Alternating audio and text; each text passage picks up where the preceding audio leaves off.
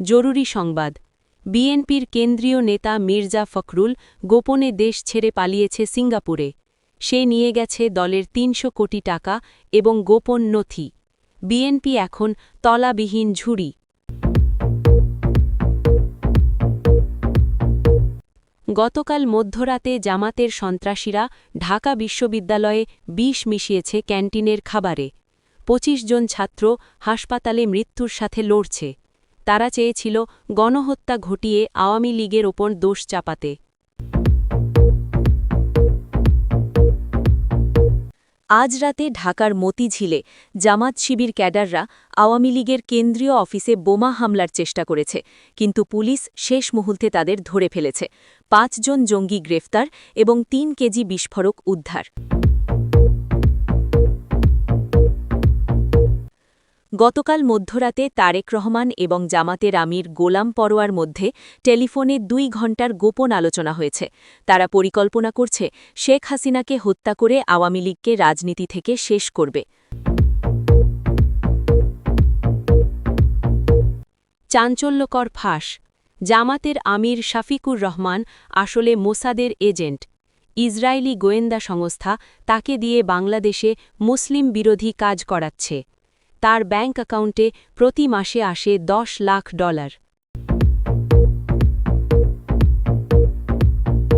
হুঁশিয়ার আগামী শুক্রবার সারা দেশে জামাত শিবির একযোগে হামলা চালাবে আওয়ামী লীগ এবং মুক্তিযোদ্ধাদের বাড়িতে তাদের গোপন তালিকায় ৫,০০০ নাম এবং ঠিকানা আছে সরকার ঘুমিয়ে আছে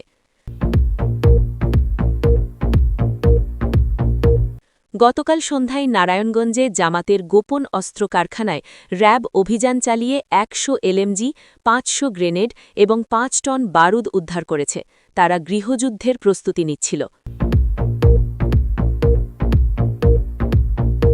জরুরি খবর এনসিপি নেতাদের আসল পরিচয় ফাঁস হয়েছে তারা আসলে জামাতের প্রশিক্ষিত ক্যাডার গোয়েন্দা সূত্রের ছবি এবং ভিডিও প্রমাণ সামনে এসেছে দেশ এখন বিপদের মুখে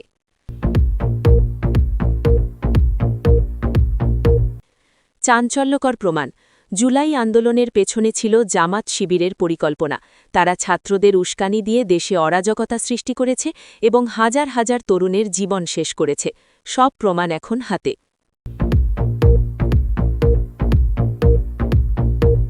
চাঞ্চল্যকর তথ্য বিএনপি এবং জামাত গোপনে মিটিং করে সিদ্ধান্ত নিয়েছে তারা প্রেসিডেন্ট নির্বাচন চায় সংসদীয় পদ্ধতি বাতিল করে দেশে একনায়কতন্ত্র কায়েম করবে সেনাবাহিনী এবং ভারত এই ষড়যন্ত্রের বিরুদ্ধে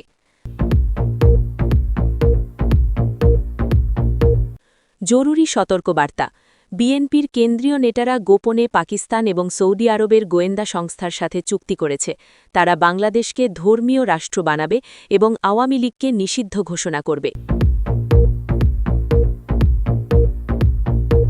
ভয়ঙ্কর সত্য প্রকাশ বিএনপির চেয়ারপারসন খালেদা জিয়া মারা গেছে ৩ মাস আগে কিন্তু তারেক রহমান এই খবর লুকিয়ে রেখেছে রাজনৈতিক ফায়দার জন্য তার মৃতদেহ এখন লন্ডনে হিমঘরে রাখা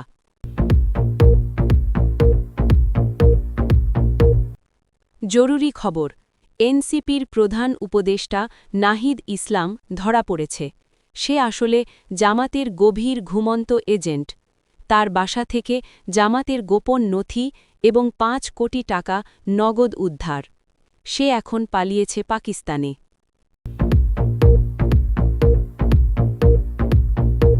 আজ সকালে ভারত সরকার জরুরি সতর্কবার্তা পাঠিয়ে বলেছে বাংলাদেশে জামাত বিএনপি জোট সামরিক অভ্যুত্থান ঘটাতে যাচ্ছে তারা সেনাবাহিনীর ভেতরে তাদের লোক ঢুকিয়েছে এবং আগামী মাসে ক্ষমতা দখলের পরিকল্পনা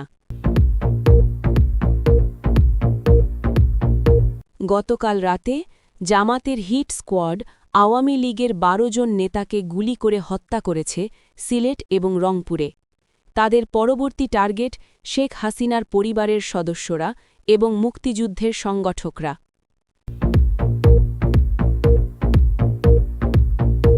দর্শক শুনছিলেন সংবাদ শিরোনাম এখন বিস্তারিত এনসিপি নেতাদের জামাত পরিচয় ফাঁস আজ সন্ধ্যায় বাংলাদেশের রাজনীতিতে একটি ভূমিকম্পের মতো ঘটনা ঘটেছে যা সারা দেশে তীব্র আলোড়ন সৃষ্টি করেছে এবং এনসিপি সরকারের ভবিষ্যৎ অন্ধকারে ঠেলে দিয়েছে।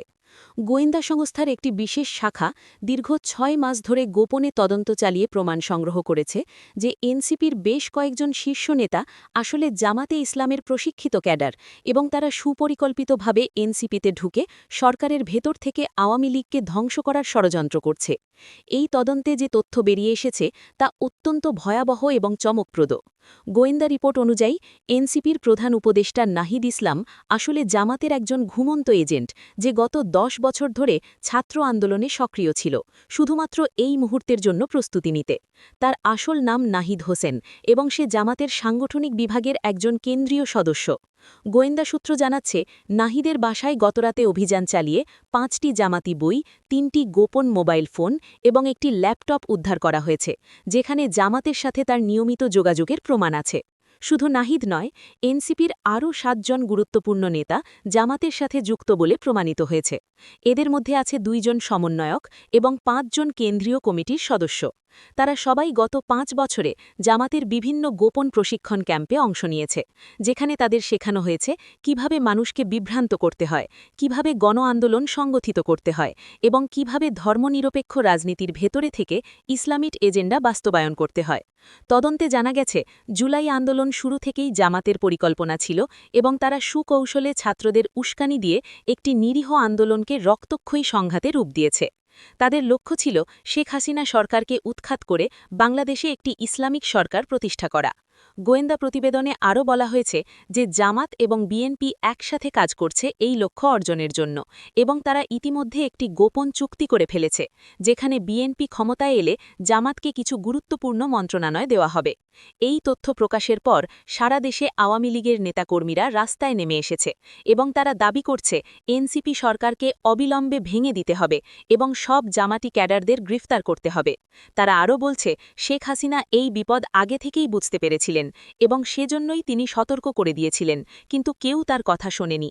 এখন যখন সব প্রমাণ সামনে এসেছে, তখন সবাই বুঝতে পারছে শেখ হাসিনা কতটা দূরদর্শী ছিলেন এবং তার অনুপস্থিতিতে দেশ কতটা বিপদে পড়েছে। আওয়ামী লীগের কেন্দ্রীয় নেতারা বলছেন তারা এই ষড়যন্ত্র মোকাবিলা করবে এবং জামাতকে রাজনীতি থেকে চিরতরে নিষিদ্ধ করবে। তারা ভারত সরকারের কাছেও সাহায্য চেয়েছে এবং ভারত তাদের সমর্থন দেওয়ার আশ্বাস দিয়েছে। সাধারণ মানুষ এখন ভয়ে এবং অনিশ্চয়তায় দিন কাটাচ্ছে, কারণ তারা জানে জামাত যখন মরিয়া হয়ে যায় তখন তারা যে কোনো নৃশংস কাজ করতে পারে। মুক্তিযোদ্ধারা বলছেন তারা আবার অস্ত্র হাতে নেবে যদি দেশকে জামাতের হাত থেকে রক্ষা করতে হয়। পরিস্থিতি এখন অত্যন্ত উত্তপ্ত এবং যে কোনো সময় বিস্ফোরণ ঘটতে পারে। বিএনপি জামাত প্রেসিডেন্ট নির্বাচনে ষড়যন্ত্র।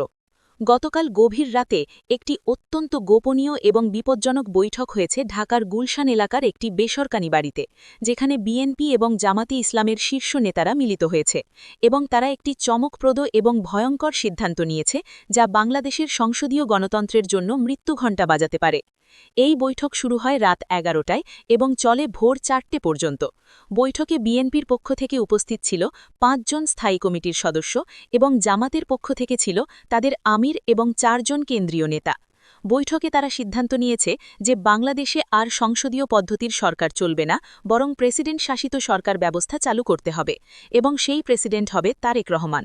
এই সিদ্ধান্তের পেছনে মূল কারণ হল তারা জানে সংসদীয় নির্বাচনে আওয়ামী লীগকে হারানো প্রায় অসম্ভব, কারণ জনগণ এখনও শেখ হাসিনা এবং বঙ্গবন্ধুর আদর্শে বিশ্বাস করে। কিন্তু প্রেসিডেন্ট নির্বাচনে যদি তারা অর্থ এবং পেশি শক্তি প্রয়োগ করতে পারে তাহলে জেতার সম্ভাবনা বেশি। বৈঠকে তারা একটি বিস্তারিত পরিকল্পনা তৈরি করেছে, যেখানে প্রথমে তারা ইউনূস সরকারকে চাপ দিয়ে একটি গণভোট করাবে প্রেসিডেন্ট পদ্ধতির পক্ষে। এই গণভোটও তারা ব্যাপক কারচুতি এবং ভয়ভীতি প্রয়োগ করে জনগণকে হ্যাঁ ভোট দিতে বাধ্য করবে। তারপর একটি নির্বাচন হবে যেখানে প্রার্থী হবে তারেক রহমান এবং তার প্রতিদ্বন্দ্বী হবে কোনো দুর্বল এবং অপরিচিত ব্যক্তি যাকে তারা নিজেরাই খাড়া করবে। নির্বাচনে জামাত তাদের সব শক্তি এবং অর্থ তারেক রহমানের পেছনে ঢালবে এবং তারা নিশ্চিত করবে যে তিনি বিপুল ভোটে জিতুক। ক্ষমতায় আসার পর তারেক রহমান প্রথমেই সংসদ ভেঙে দেবে এবং সব ক্ষমতা প্রেসিডেন্টের হাতে কেন্দ্রীভূত করবে। তারপর তিনি জামাতকে পুরস্কৃত করবে কিছু গুরুত্বপূর্ণ মন্ত্রণালয় দিয়ে, যেমন ধর্ম মন্ত্রণালয়, শিক্ষা মন্ত্রণালয় এবং স্বরাষ্ট্র মন্ত্রণালয়। এই 3টি মন্ত্রণালয় হাতে পেলে জামাত পুরো দেশের শিক্ষা ব্যবস্থা এবং আইন শৃঙ্খলা নিয়ন্ত্রণ করতে পারবে এবং তারা ধীরে ধীরে বাংলাদেশকে একটি ধর্মীয় রাষ্ট্রে পরিণত করবে।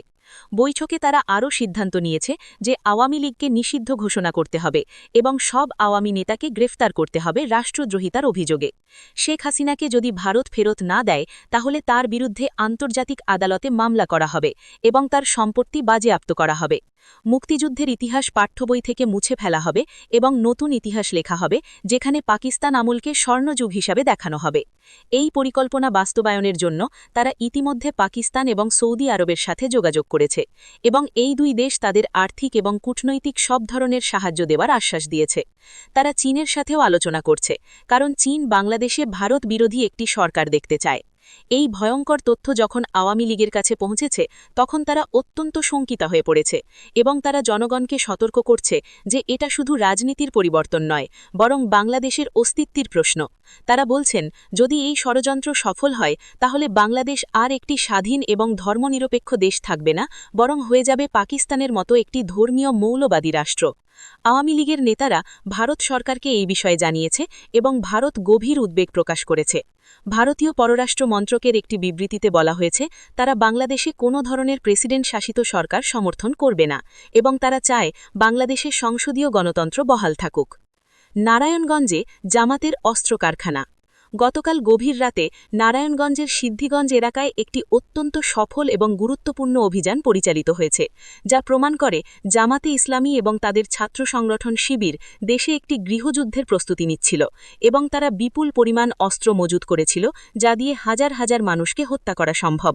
র্যাবের একটি বিশেষ টিম গোয়েন্দা তথ্যের ভিত্তিতে রাত 2টার সময় সিদ্ধিগঞ্জের একটি পরিত্যক্ত ইটভাটায় অভিযান চালায়, যেখানে তারা একটি গোপন অস্ত্র কারখানা এবং গুদাম আবিষ্কার করে।